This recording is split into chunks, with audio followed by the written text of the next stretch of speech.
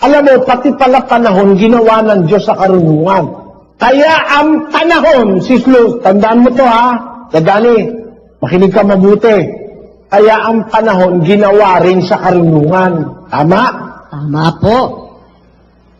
Eh si Kristo ang karunungan ng Diyos sa pamamagitan niya, ginawa ang panahon. O kaya ang panahon, may sinasabi rin karunungan. Tama ba ako? Tama po.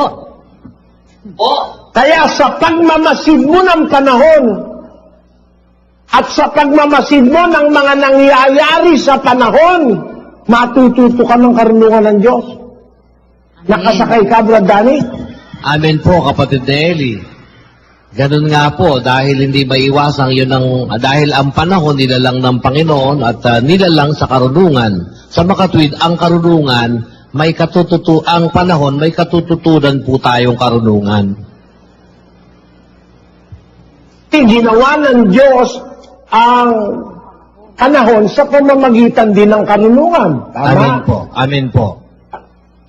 Kung sa pamamagitan ng karunungan, ginawa ng Diyos ang panahon, may matututunan kang karunungan sa panahon.